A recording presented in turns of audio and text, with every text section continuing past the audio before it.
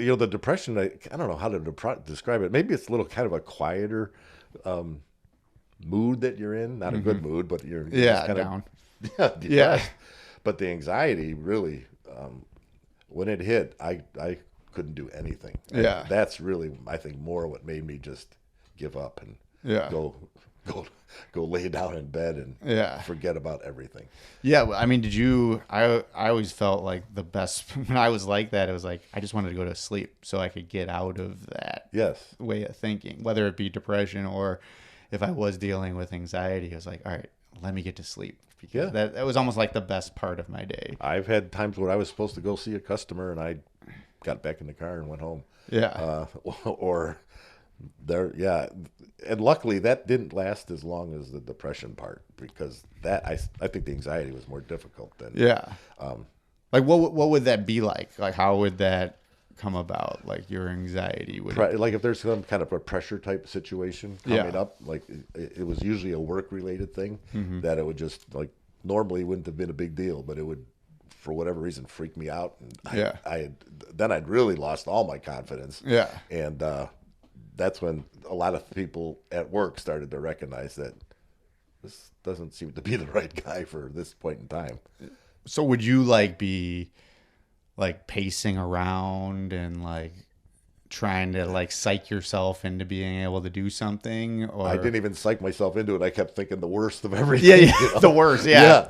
And but it was so weird because then in the time that I'm thinking of, once I kind of got in front of everybody that I had to meet with, I was able to knock it out of the park. Yeah. But it was those 24 hours prior to this presentation that I had to make to these folks that were just eating me alive. Yeah, I know. Yeah, it's like once you're in the moment, you're usually fine. It's everything that leads up to it. Right. Like even when I played sports, like I would be super nervous, like pacing. I'd have like the horrible stomach. But then like when the ball was thrown up, it was like gone. Wow. But like up until that point, it was like horrible. Like unbelievable, isn't it? And then like I would throw up at basketball practice all the time. And I used to think it was just because I was so skinny. Like I was really skinny. And like I thought it was just like the physical demand. But like I think there was like anxiety that caused a lot of that. Right. But it happened all the time. And you're throwing up all the time in front of your teammates. Like that's not too fun either. So I guess it doesn't help. Yeah. Maybe I do have I think you're diagnosing me with a little more anxiety than I thought.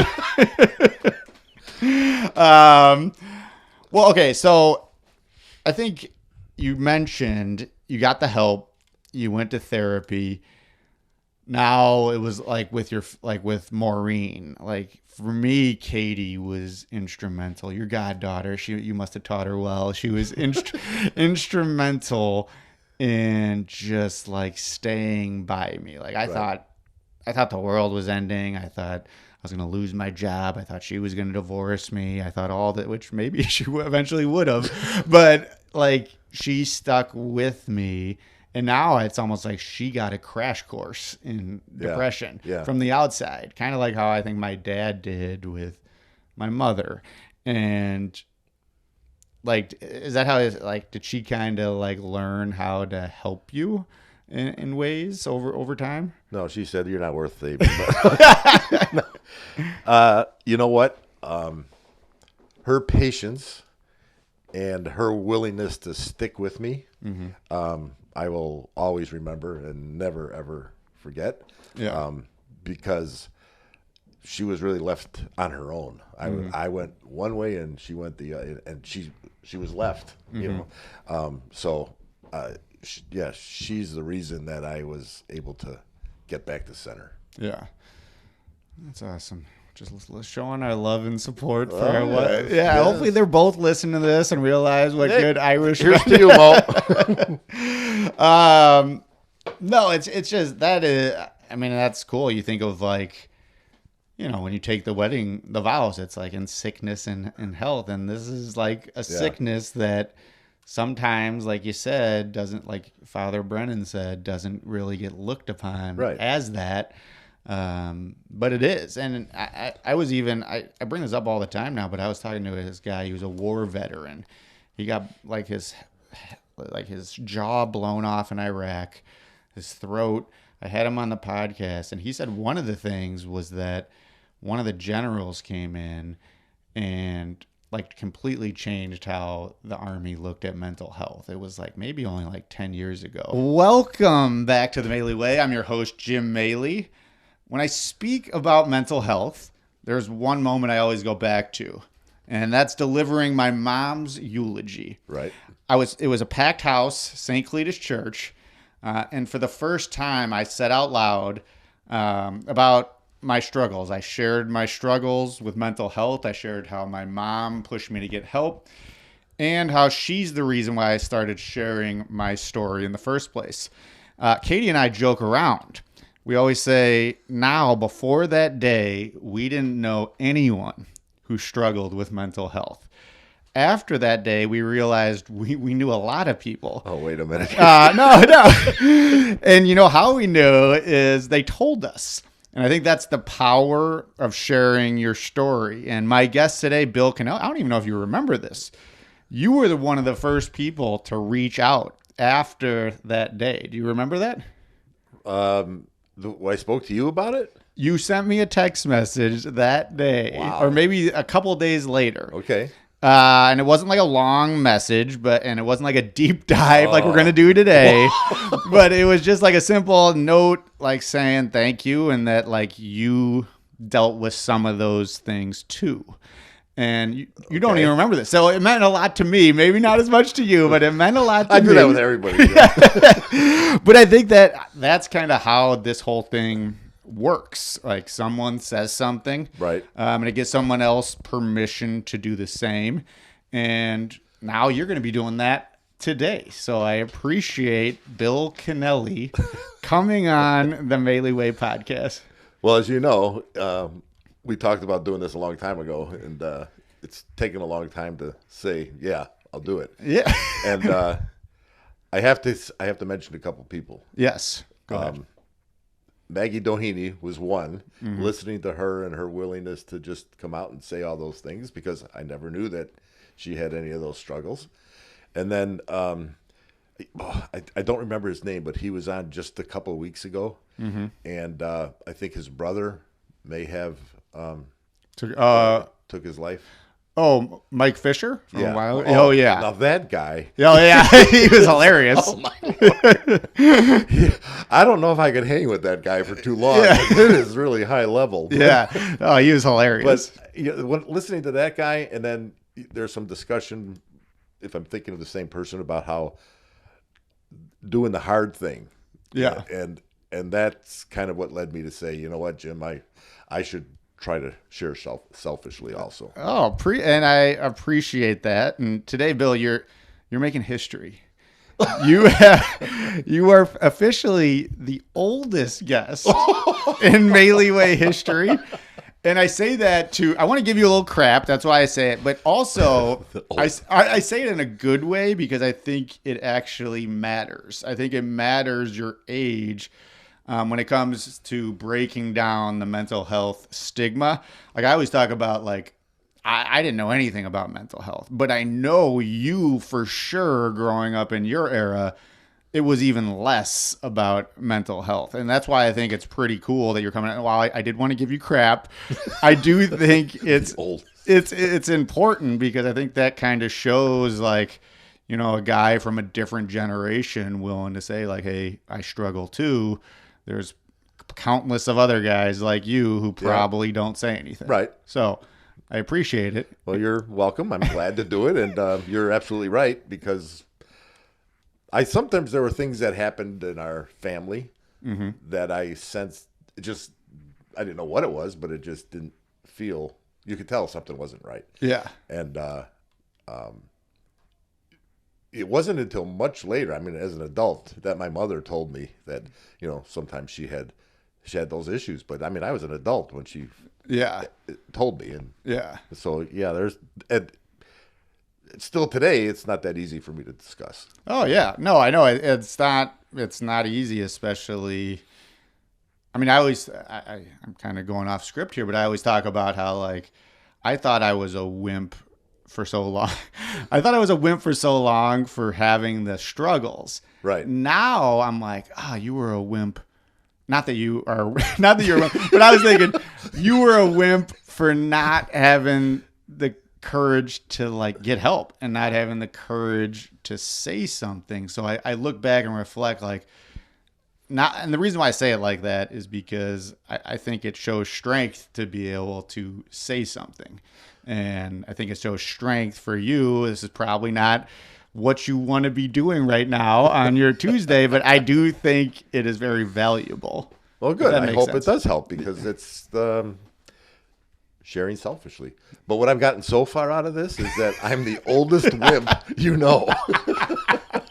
So I wonder where this is going to go from here. Oh no! I got one more piece of history. Oh, great! I got one more piece of history. Oh my God, this is terrible. If you're not, I just dropped the microphone. Hopefully I'm still on. I think I am. Am I still on? Oh my God, that was bad. All right, so I'm back. Okay, so I guess that's the third thing. You have. There's another piece of history. You are the first guest in the Maley Way history to be caught by his own daughter in a forest preserve parking lot cheating on his diet with Portillo's Italian beef. So you have made history in multiple ways. And to honor that moment, I am going to be drinking my water today out of my Bill Kennelly cup. If you can't see it, there it is right there. Close enough. That's close enough. And the best part is the quote on it, because this was the quote when you were caught. When I got busted. You got busted eating Portillo's, going against your diet, and you said, but I didn't get the fries. And that's right on here. So cheers to making history. And here's the history. I have the Jim Maley cup, which I'm not really sure if it was just a gift, I think. I don't think there's any story like that goes along with it. But you can see he does look like a creep. Oh, yeah. That mustache, that looks like he might have spent some time in the big house. But it looks good. Thanks for having me. Yes.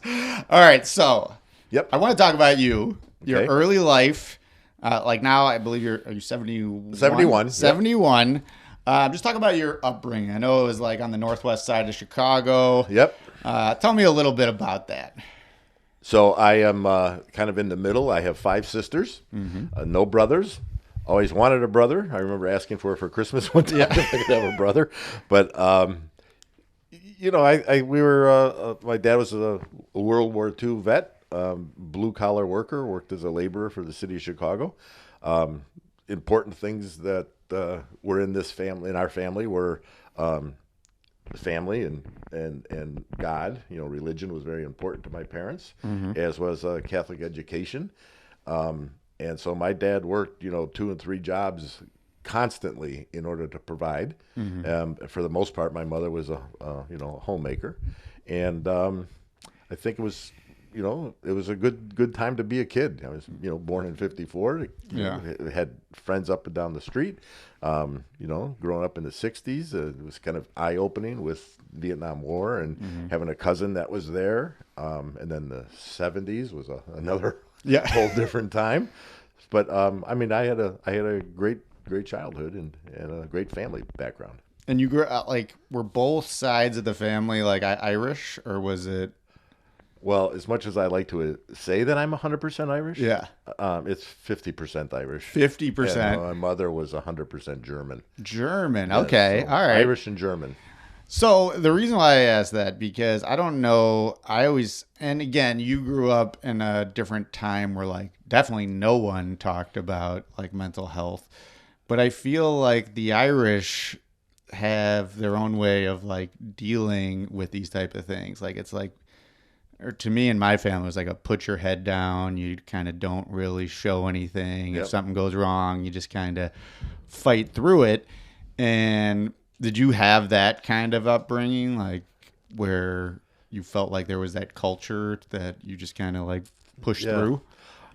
I don't know if it was a culture thing. And I also wonder, just from the German side, if they aren't also the same way of, just get through. I just remember my grandmother, my German grandmother, was very, I don't know, strict. I don't remember a lot of fun things with her. Yeah. Where on the other side, my father's mother, we could joke and have a lot of fun, good times. Yeah. And make fun of her too. Yeah. So. But I would never do that with Grandma Gertrude. Right. No way. Yeah, it was a little different. Yeah, different on both sides. Right. But no, there really wasn't a lot of talk.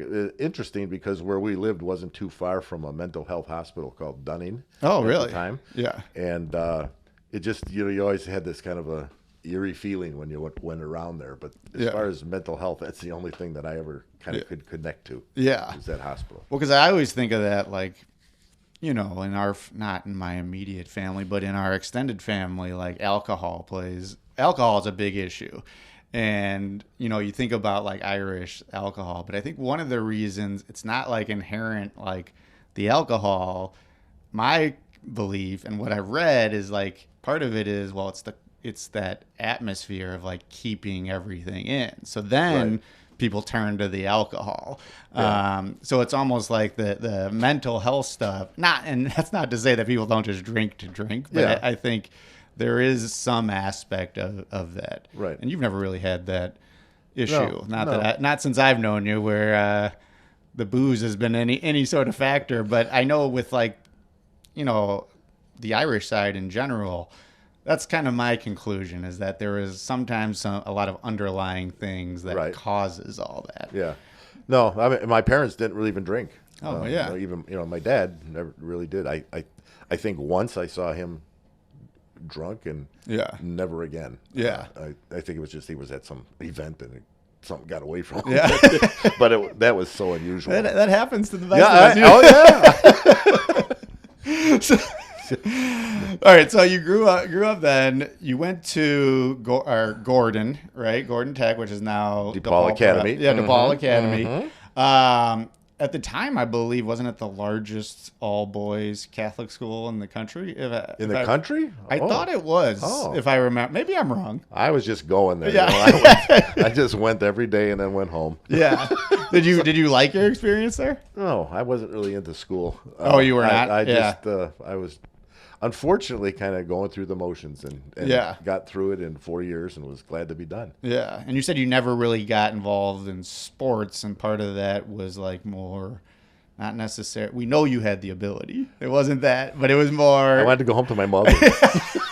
It was more like the confidence issue, right? It was a confidence issue. I don't know why, because people tell me that you don't ever come across as somebody that has low self-confidence. Yeah. But I don't think I have it now, but back then I definitely had issues with self-confidence. Yeah, and I think that is another reason why I wanted to kind of bring you on, is because I think people a lot of times think of mental health like if all the people that know you and the people who may be listening to this that know you, I bet people will be shocked to hear that you might have dealt with some mental health struggles, just because I would describe you as like jovial and like happy and wimpy. No, not wimpy, but like I would describe you as all that. Like, you're great with my kids, like.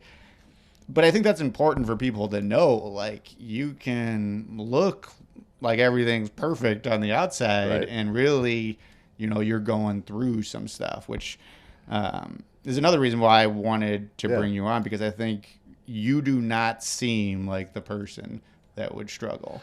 Well, I think one of the interesting things is when I started to come out of that self-confidence issue was when I got to know your father-in-law, Andy. Yeah. Because I really looked up to him, and his acceptance, where we became such good friends, kind of helped boost my self-confidence in a way. Oh, that's awesome. Yeah. So, and you were his best man, right? And you're Katie's godfather, right? So Bill, it was actually awesome. Katie's dad had died, and Bill walked Katie down the aisle, which was an amazing moment. Thinking about her dad, but I think one of the best moments.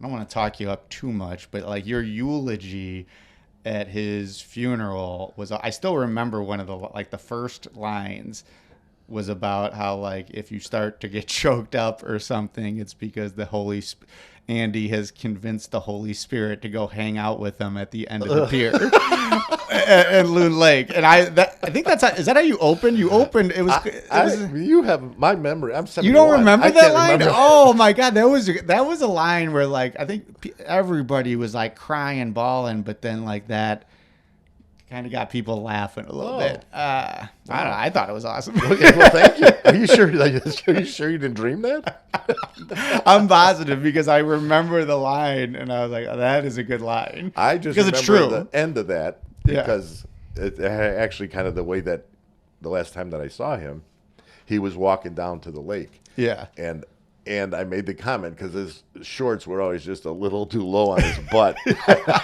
And that, I just watched him walk down to the lake that way. Oh, yeah.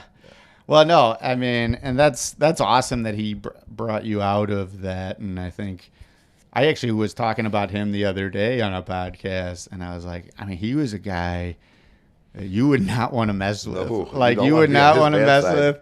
I saw he never got like that with me, but like there was always that fear, like especially from me as the guy dating his daughter. Right. But like he also had like that really fun side and really joking around side and that like what I talked about the other day was like the sentimental side. Like I remember when his dad died, I wrote a note to him and it was like, I thought he was going to like beat me up. He like came up to me, like pointed at me and I was like, oh God. Or like call me a wimp. And, he like started like breaking down and saying how I love that note that you sent. And like, it was just like, all right, you can be tough. You can be like a bad boy, right? But you can still actually like show emotion and show gratitude and show those type of things. And that's what I really got from him. Right. And it's nice that you got a little bit out of him as well. Kind of brought me out of my little shell. And he never beat you up. No. You had to think about that. There were some times he probably protected me. Well, yeah. You got to have one of those guys. I do remember that.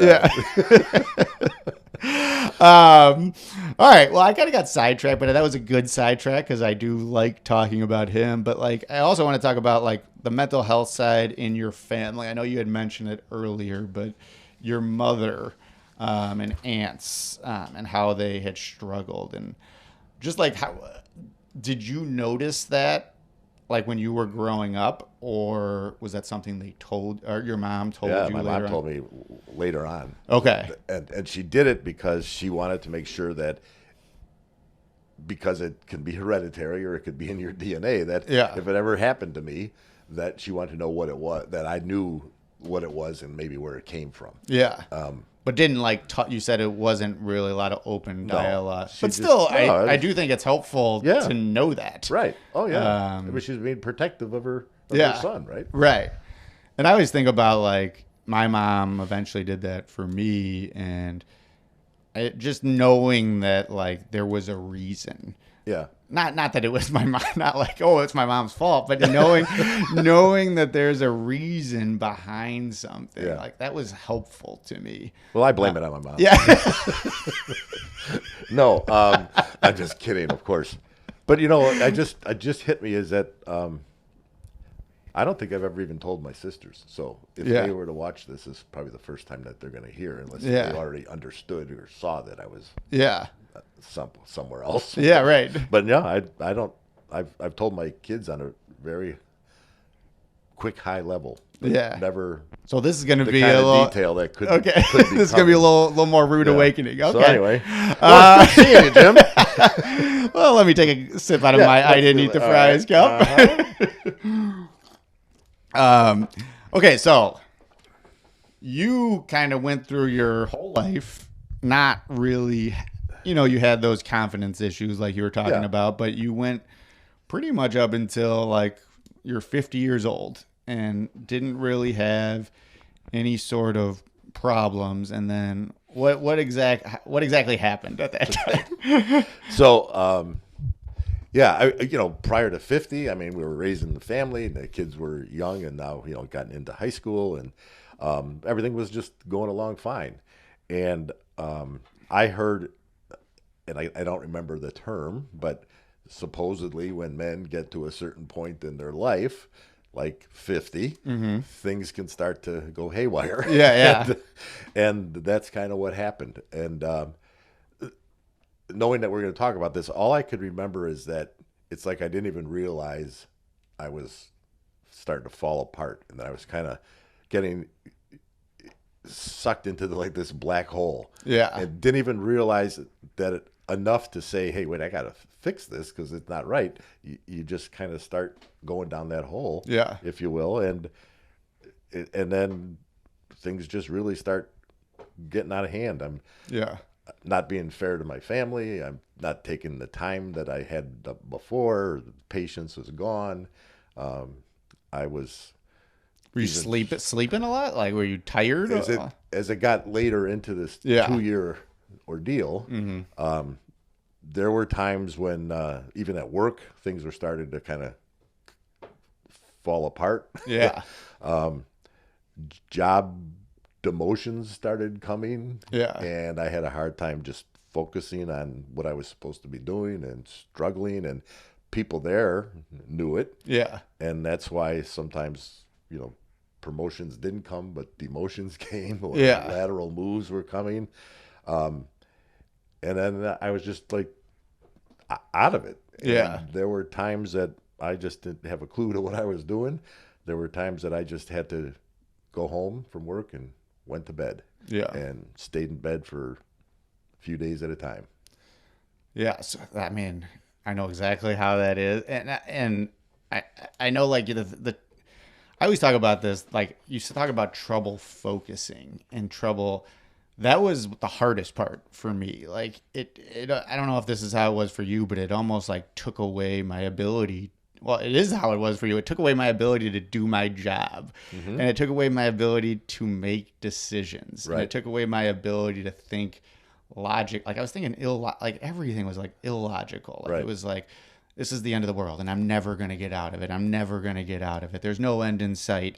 But the trouble focusing was like worse than anything for me, because it took away any skill that I once used to have. Right. And then you're right. Then for me, like, all right, it started there, and then like it snowballs, and then it's like, all right, I'm going to go and lay in bed forever. Yep. Now, when this was happening, did the people at work, did they know that this was like a mental health thing? No, they never asked. But did they just think you were being like they thought lazy, or like I you know think what I they mean? thought, what's with this guy? We used to think that he had a future here. Yeah, and I just remember there were certain times that I just couldn't even answer questions properly. I couldn't even address the rooms properly. And I think they never said anything other than, well, he's not the right guy for this job now. Yeah. So for some reason they kept you. They kept me, or found another place to put me. Yeah. Which also doesn't really help you when you realize that you're on this one trajectory and now suddenly you're not. Yeah. So that came into play.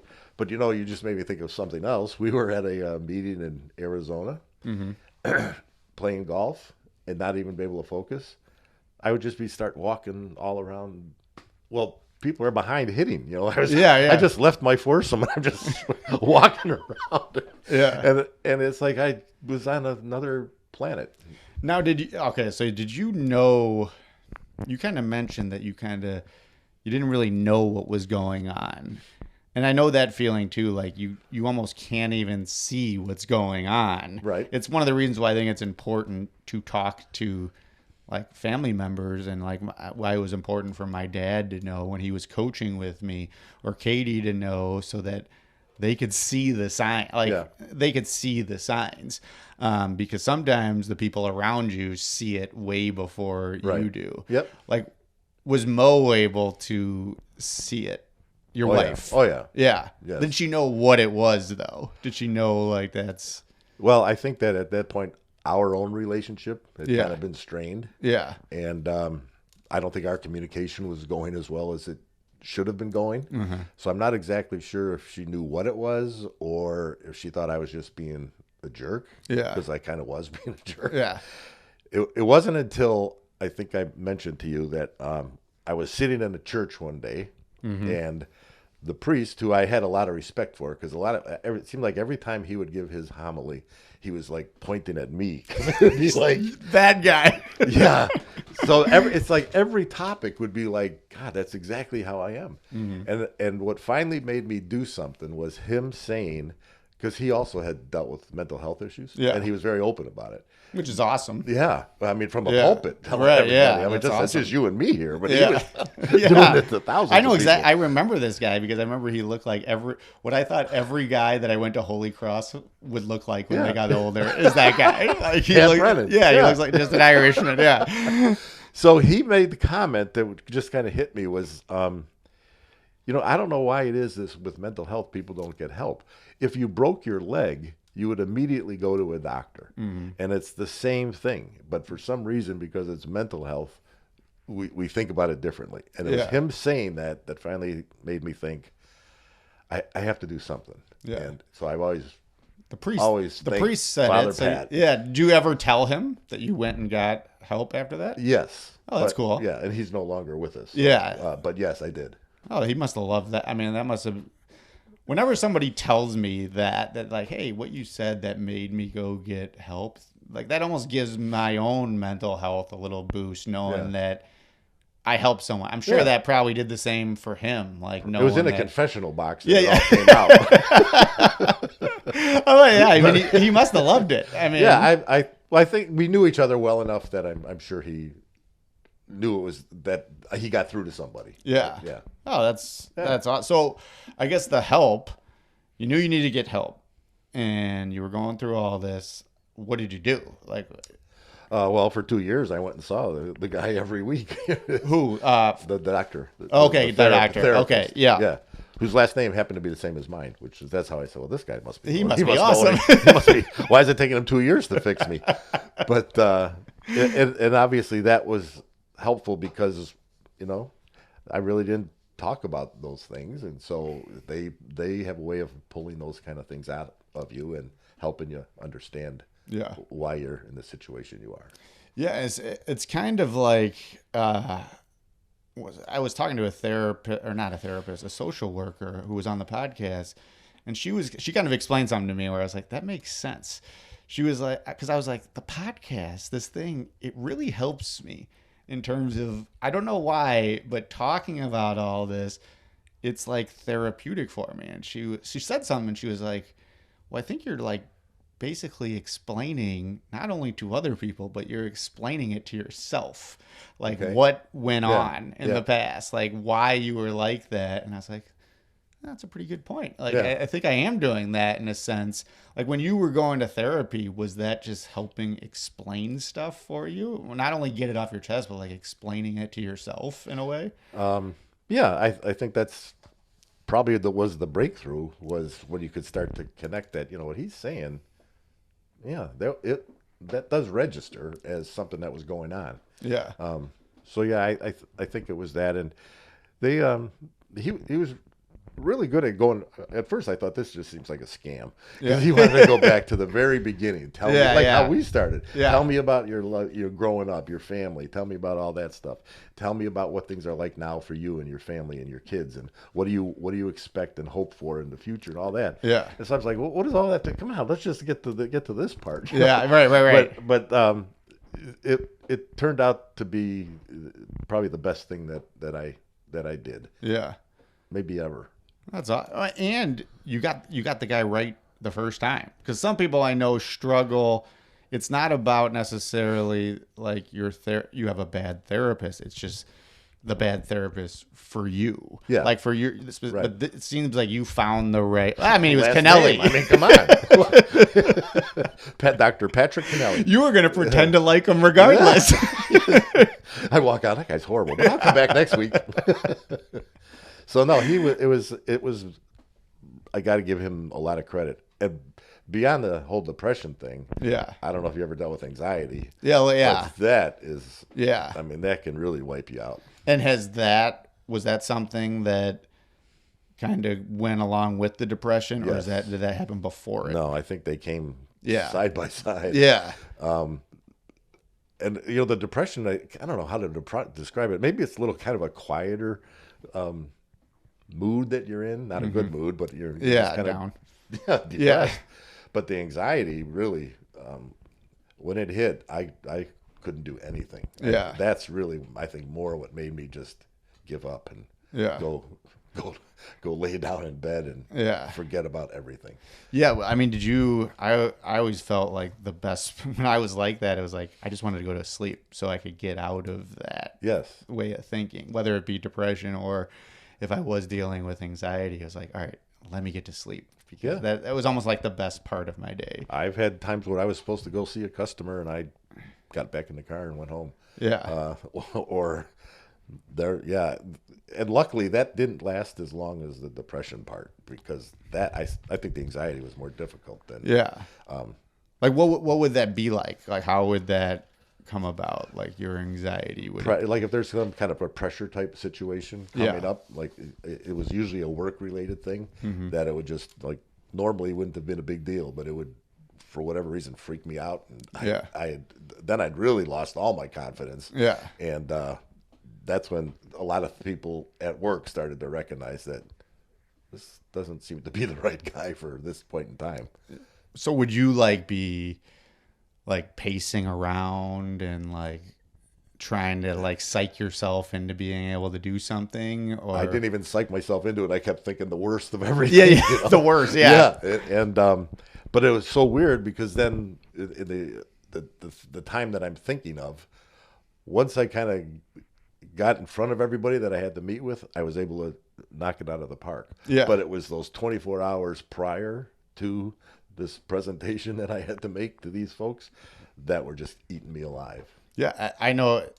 Yeah, it's like once you're in the moment, you're usually fine. It's everything that leads up to it. Right. Like even when I played sports, I would be super nervous, pacing. I'd have the horrible stomach.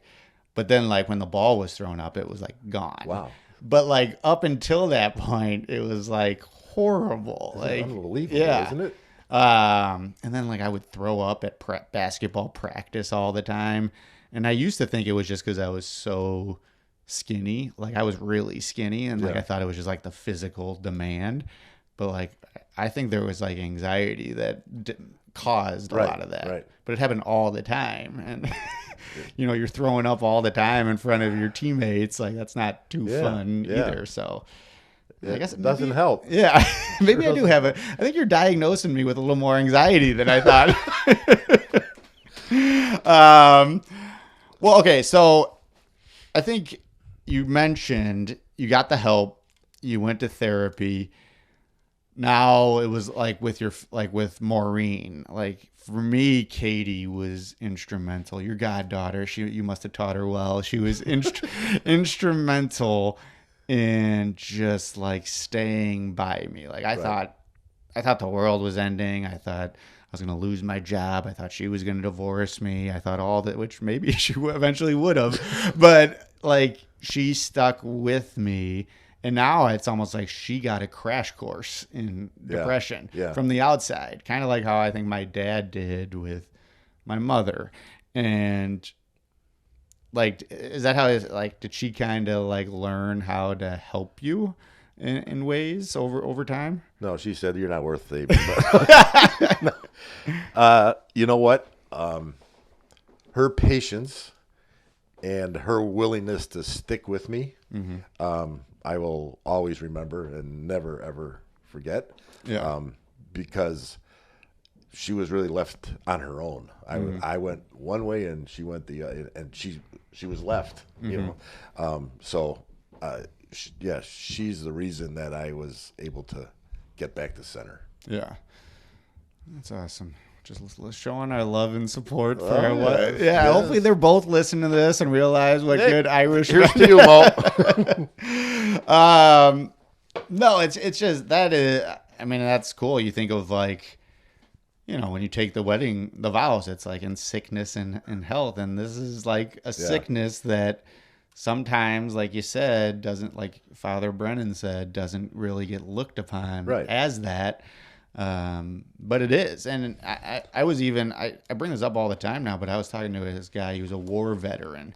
He got like his jaw blown off in Iraq, his throat. I had him on the podcast, and he said one of the things was that one of the generals came in and like completely changed how the Army looked at mental health. It was like maybe only like 10 years ago. And the guy was like, kind of like what Father Brennan said, but in a different way. He was like, listen, we are Army men. We are military men. Right. We would use every resource that we have to accomplish our mission. Why would we not use the mental health resources that we have at our disposal to help us accomplish our mission? Yep. And I thought it was a good way of putting it, especially for like a group of like tough guys. Like, why not? Like, what are you going to... And I did for a while, and I'm sure you did for a while, where you just kind of suffer in silence for a long time when there are avenues with which you can go to get help. And I think that's why it's important for you to be on here talking about it. So what do you think it is? What is it that makes, because it's still happening today, Yeah. Why is it, why does that stigma exist? Yeah, I mean, I think it's just people think that it's not being tough for I mean, it's with anything. I don't even think it's with, I think asking for help with anything is often seen as like a sign of weakness in a way, whether it's mental health or whether it's asking for, you're struggling in math class. Like, people think of that, and it's particularly men. I don't know why men. I think that's just how it's historically been. Yeah. I think it's getting better though, but I still think we need more Bill Kennellys to come out and talk about it. I don't. Yeah, but I still don't. Yeah. I really don't. I mean, this is a giant step forward. Yeah. Well, but I mean, I think it's important. Like, I likened it to not in any way the same thing. I said coming out, but one of my really good friends from Holy Cross came out as gay, and I think just watching him go through that and like, dealing with that over the years and like dealing with different situations with family members, like I almost got took a lot of strength from that, like seeing him do that. Yep. And I've told him that, like, I thought it was that it's, and nowhere near is it the same thing, but there is an element to that. Like, you have a secret that no one knows about, and you're hiding it. And, I saw how he prospered once he finally like did it, and once he navigated the whole thing. And I think that's kind of what people who are dealing with mental health struggles need. The weight of all that. Yeah. And you're keeping it all in. It's got to take a toll. Yeah. It has to take a toll. No, definitely. And I know you might not, but there is going to be someone that I know for a fact that is going to see this at some point. Yeah. That's gonna do something. That's gonna get help, or that's gonna like recognize something. Maybe not in themselves, but maybe in like their kid or something like that. And I hope that happens, because I think that'll be a good feeling for you, knowing that you made the right decision by coming and talking about it. I think you'll feel good about that. I just, again, felt I had to do it based on the stories you shared, and the people that you've had on these podcasts, and sharing selfishly, and if it helps, why not? Yeah. No, it's well, I guess the other thing that I want to ask you is, like, I think you said medicate, like you're doing medicate. Are you on that consistently still? Oh yeah. I'm afraid to give it up. Yeah. That is what I always say is, now I'm at the point where I know it worked, and it's like, maybe could I go without it? Maybe, but I don't ever want to go back to like that moment. So I'm like, I'm just going to ride with it. Even if maybe there is like health detriments to me, like 5 years off my life. To me, it's worth it to not have to go back to that again. Yeah. I would never want to go back there. Yeah. I don't need anything for anxiety any longer. Yeah. But I still take a one little pill a day. Yeah. And, have thought about it and talk to a doctor about it. And they talk about, how you should continue, but take a maybe cut it in half or whatever. And I'm like, if things are good now, why rock it? the boat? Why risk it? So, yeah. Well, speaking of rocking the boat, I know one of the things that you talked about, and I think there is an element to this with me, is like the seasonal aspect, right? Oh, yeah. Of like the fall. That's when my worst times, they've always been like right in the fall, right when like the time changes. Yep. And I know you're a summer guy. Guy. Summer you're doing well, but you've had those. Have you had more than just that 2-year period, but other periods where you kind of get that little downness? Yeah, I do. Like, not nowhere near what it was, but yeah, come October, that's the worst month of the year for me. I just hate it. And then, at least in November, you kind of get into shorter work days when I used to have work days and holidays and stuff. So, but October is when I like my lawn nice and green. Now we got leaves all over it, so I don't like that. And once it starts getting darker earlier and you get all those gray days, at that point I just want to go in the basement for the next 5 months. Oh, for sure. Just do down in the bunker. Well, have you ever tried the light? No, I haven't. I have tried it. I think it works, but I don't know if it just works because I want it to work, but regardless, I think it works. But yeah, like I have a light, and now my buddies in my office like joke around because whenever anything goes wrong, they'll be like, "Maley, I think I need your light," and like, but like, yeah, you just like put it on, and it gives you like the artificial sunlight that you don't get during those months. I don't know. It might be worth it. I mean, you don't really have to do much besides sit there and do what you normally do. I can do that. Yeah. I can sit there. Yeah. Okay. The other thing that I wanted to talk, almost one of the last things, is like talking about it with your kids. And I know you said you've kind of only talked about it on the surface level. Was it something that they noticed, or would they have had because I would have had no idea from my perspective, but they're obviously there. Do you think they noticed anything? I don't think that they did. And it was several years after. Yeah.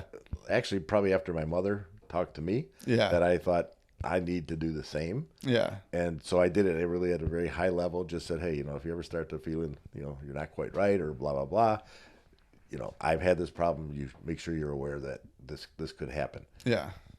That's about as far as I went with it. So this is going to be. I'll probably be getting phone calls and texts very soon. Well, here's what I'll say though. The one thing that I like about you've always, I've thought, been like really funny and humorous, and I think that's great for. Like, I find humor has really helped me in terms of talking about mental health. Like, if I get up there when I speak, it can't be like the end of the world for 45 minutes. Right. Like, you need to throw in humor. And I feel like you, even throughout this, have thrown in humor. Mostly at myself, being a 71-year-old. Yes. But, like, I think that really helps. But I also think for some people, it might help them, like, hide sometimes. Like, you're able, in a way, like, you're able to act and convince people that you are doing okay. Like, I know like a lot of famous comedians have dealt with depression. Right. And how do you think humor? Do you think it helps, or do you use it?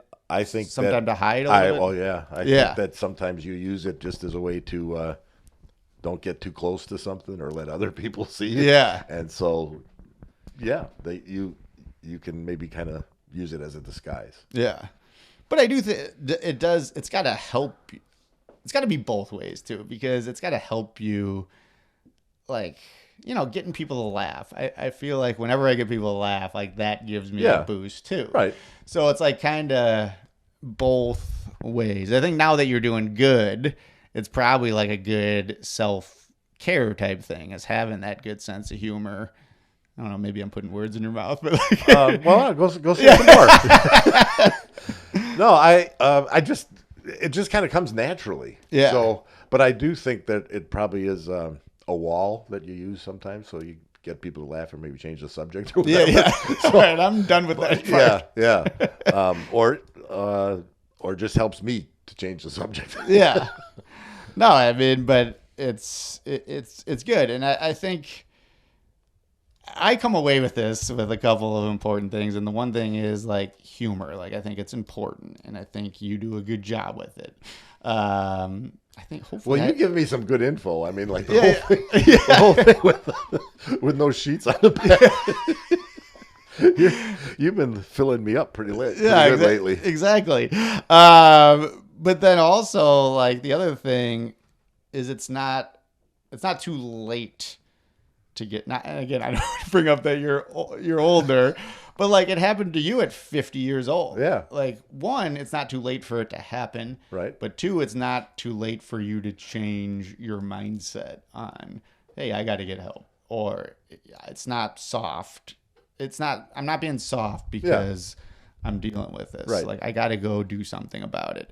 And I think that's what's cool about you is that, it happened to you later, and you could have easily just stuck with like the old mindset that you grew up with. Right. And I could have done the same thing, but you were willing to adapt. And well, because I knew I wasn't myself. I knew I wasn't happy with where I was at. The therapist made it very clear, when they'd ask specific questions.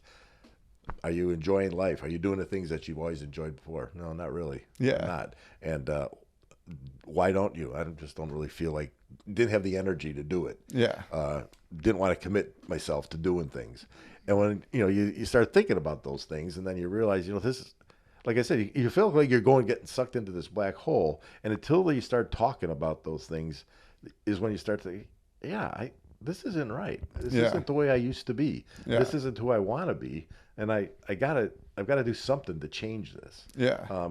But for me, I had to get like all the way down to that point before I realized that this is not who I am, or who I want to be, or good for me to continue this way. Yeah. Well, and I think, all right, so you may have been a little were you a little nervous doing this, or a lot nervous, or a little nervous? I think throughout the day I might have been a little bit nervous. Yeah. But once I get here with your kids, everything, Yeah. Well, because that's what I say. I'm wondering, like, when you leave here today. Yeah. I think you're gonna have a good feeling. Like you're gonna have like whenever I do this, like it's the reason why I keep doing it. Well, granted, I always say it's the whole share selfishly. I want to help other people. Right. But also I get like a good feeling after I do this. And I think that just shows the power of actually like talking. And right. a lot of people don't talk. And right. I mean, you knew me for how many years before I said more than like 15 words? Like it was exactly. No. When I first heard you speak, of any duration, was at your wedding. Oh yeah. And I remember dancing with Katie, and I said, I don't even know who that guy is. I've never heard him say more than a couple of words, and he just spoke elegantly about your dad. Yeah. And then you went quiet again for a while. Yeah. I went, but now you're back. I went rogue. Now I'm back, but like I'm hoping that you get that good feeling. And my last question. Yes. No, this isn't going to be anything. All right. So this is a tough one. Okay. Thinking of you now. What would you say to you now, or to that 50-year-old self? Like with what you've gone through, with what you know, what would you say? What would be the one major piece of advice? You should have given me time. I should have told you about this one. Sometimes, for the interview, you prep the guy. Yeah.